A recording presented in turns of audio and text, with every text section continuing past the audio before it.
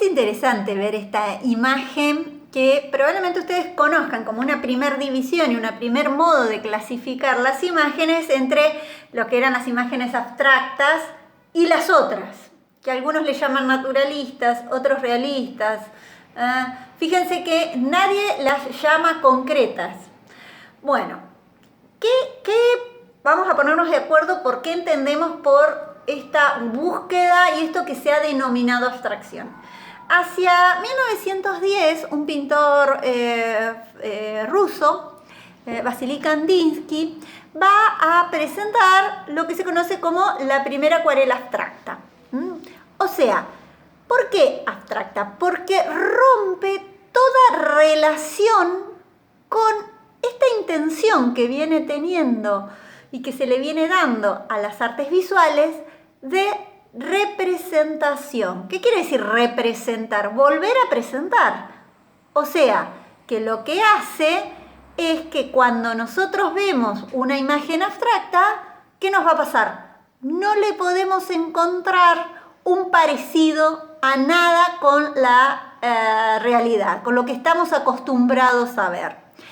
Esa ruptura que implicó la abstracción puso en evidencia que cuando vemos una imagen abstracta, ya sea en forma bidimensional trabajada o trabajada en tridimensión, pensemos en esculturas, en trabajos a partir de la cerámica, en especial cerámica escultórica, siempre que observemos esas imágenes, lo primero que hacemos es tratar de encontrarle un parecido a.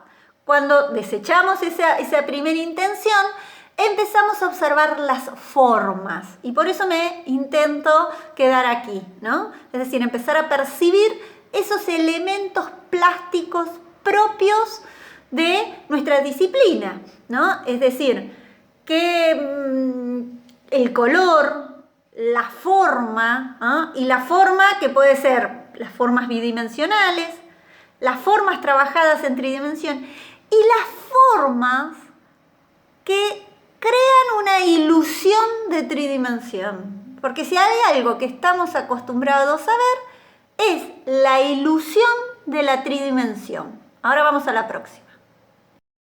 Entonces, hablábamos de cómo rompíamos esta relación con el referente, ¿no? Es decir, cuando ya no me dedico a ver lo que está representado, lo que connota, no me quedo en ese grave error de decir veo una mujer, cuando en realidad veo la representación de una mujer, sino cuando empiezo a ver los elementos propios del lenguaje visual y presto atención a estos elementos.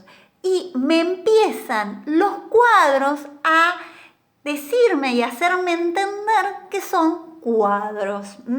Aquí les puse dos obras de un pintor holandés que pertenece a un movimiento que se llamó suprematismo, que si quisiéramos podríamos pensarlo dentro de esta abstracción geométrica y que me parece interesante. Nosotros decimos que vamos a empezar a trabajar el tema de la luz. Bien, ¿qué pasa acá? Si yo les pregunto qué ven, ustedes me van a decir formas, formas geométricas representadas en un plano bidimensional, o sea, que tendrían altura y ancho y alto, pero le faltaría la tridimensión. Y ustedes van a decir, pero todos los cuadros, todas las representaciones, tanto de cuadros, de grabados, tienden a ser, esto que veíamos, los cuadros son bidimensionales, ¿no?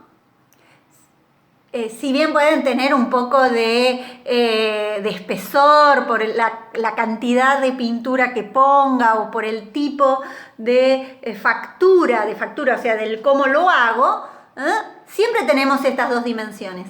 Pero sin embargo, hay elementos que en la historia del arte han conformado para que nosotros, en vez de ver un cuadro, veamos que el cuadro y compremos, diríamos, la ilusión de que el cuadro es una ventana a un paisaje, a una representación y me da la ilusión de tridimensión.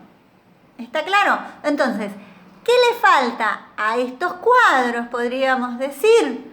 Y hay un elemento que falta acá, si ustedes observan cómo utiliza el color, en donde está el rojo puro, el amarillo puro, el negro, el azul, pero en ningún momento a esos colores se le ubica, se utiliza un elemento que sirve para marcar la tridimensión, que es la luz.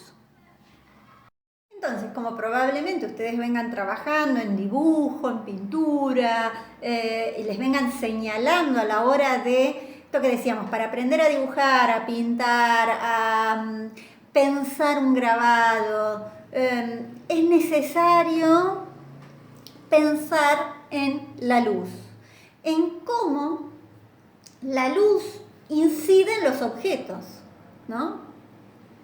Porque si hay algo que sabemos, que por más luz general que tengamos, el objeto no se ilumina en su totalidad, sino que habrá zonas más iluminadas y zonas en penumbras, zonas de sombra.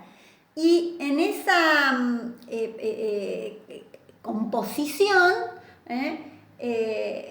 me permite este juego de luces y sombras marcar y dar esta ilusión de tridimensionalidad en imágenes que son bidimensionales, ¿no? Bien, yo lo que les traje es una obra de un pintor holandés. Hoy estoy con los holandeses, ¿vieron? Entre Mondrian y Rembrandt son, bueno, los dos, Van Gogh también, perdón, pero son popes o íconos de lo que podríamos pensar el arte de los Países Bajos, ¿no? Las pinturas de los Países Bajos. Bien, esta obra pertenece a un momento, un estilo en la historia del arte que se denominó barroco. Y una característica que tuvo el barroco fue el uso de la luz. ¿Qué tendríamos que tener en cuenta a la hora de pensar en la luz? Primero, el foco de luz. Hagan la prueba en sus casas. No es lo mismo una luz natural, que uno no la puede manejar, diríamos, que inunda el espacio, ¿no?, en forma bastante generalizada y que para poder captarla hay que captar dónde viene, es decir, dónde está ubicada la ventana que permite esa entrada de luz a un espacio interior o en qué momento del día se capta la luz. A ver, sobre eso vamos a ver. Y por el otro lado, la luz artificial, que tiene que ver con, qué sé yo, una lámpara, una vela. Y esto también me lleva a hablar de algo que se ve claramente en esta composición, es la temperatura de la luz. Cuando ustedes compran los focos de luces, ¿vieron que ahora uno compra focos de luces cálidas o frías?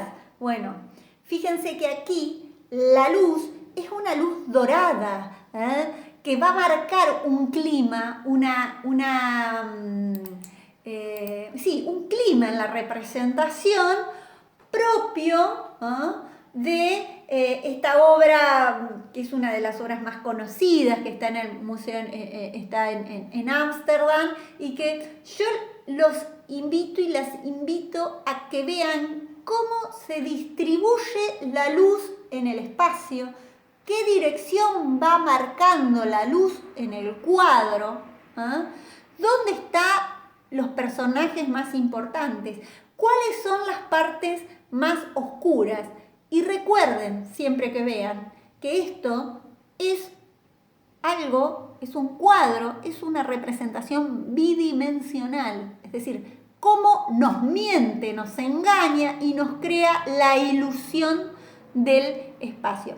Fíjense en los dos personajes que están en primer plano, diríamos. Fíjense cómo va armando, como si fuera un escultor, modelando la rodilla del caballero, entre esa rodilla que tiene todo, en donde se enfoca la luz, cómo va a generar ese contorno a partir de empezar a marcar pequeñas sombras para que después dejemos de ver para marcar ese fondo. Observen con detenimiento, por favor. Seguimos con la luz y esta vez elegí una obra que pertenece al género de naturaleza muerta. ¿Qué nos interesa? Hablábamos de una luz cálida en la imagen anterior. En este caso, ¿qué pasó? Fíjense que la luz se enfría cuando llega al melón, diríamos, ¿no? A la representación del melón. Se enfría ese espacio y sucede otra cosa también que es característica del barroco, que es ese espacio coextenso. Fíjense cómo más allá de esa ventana, de este espacio arquitectónico en donde se ubica este melón abierto, se enfría ese naranja del melón y de alguna manera hasta se quema y se nos viene encima. Y compárenlo con la calidez de la luz en la representación del repollo, ¿no? Ese repollo es casi místico, podríamos decir, por este dorado, esta luz dorada en ese verde. No sé si alcanzan a apreciar la diferencia entre el dorado en el repollo o el dorado en la representación ¿cómo es? Del membrillo y este melón totalmente con un naranja que sería cálido pero que se enfría a partir de la luz, ¿no? Fíjense cómo juega con las temperaturas de luces y sombras, ¿no? Estamos en el mismo periodo dentro también del barroco, pero otro eje. Entonces tendríamos la temperatura que tiene la luz, si es cálida o si es fría, ¿no? La posibilidad de la luz de marcarnos volumen, de ir generando esta sensación de volumen, ¿no? Y por el otro lado, los contrastes. Si hay blancos y negros, sería el mayor nivel de contraste. Hay lugares de total luminosidad y de total oscuridad, y ese alto nivel de contraste, que ya lo vamos a ver la semana que viene, nos habla de un profundo dramatismo, ¿no? No sería lo mismo esta naturaleza muerta si yo le sacara ese fondo negro y pusiera un fondo blanco, y si yo utilizara solo luz cálida, ¿no? Fíjense el detalle y el preciosismo y la diferencia entre esa parte más cálida e incluso cómo va marcando el volumen de la fruta del membrillo. Sigo en la próxima. Bien, aprovecho a compartirles para que empiecen a visitar las páginas de los museos. El Museo del Prado en Madrid es un museo que tiene una gran colección de bodegones y naturalezas muertas. Dentro de la naturaleza muerta, este subgénero de bodegones tan típicos que se instala en el barroco, en especial en el barroco español, y que hace escuela siglos posteriores. En este caso, una escena de bodegón, o sea que incluye otros objetos aparte de la naturaleza, y de nuevo observar acá dos cosas. Algo que yo sé que que trabajan con Sonia, que es el tema de las texturas. Observen cómo aparecen las distintas texturas visuales La textura del metal, la textura del salmón, del pescado, la textura del limón, la textura de la mesa. Pocos elementos, la composición en donde se destaca por esa primacía el limón sobre la derecha. Fíjense la estructura compositiva que pueden tomar en cuenta a partir de esa diagonal que pone con ese cacharro que está inclinado, ¿no? Porque si no hubiera quedado muy estática la composición, y que a su vez también semiabierto el cacharro del centro, esa tapa que no está del todo colocada, ese platito, esa representación del platito tapando la jarra de cerámica, el asa de la jarra de cerámica y cómo construye el volumen, ¿no? Ahí hay un volumen que se observa a partir también de este juego de luces y sombras, ¿no?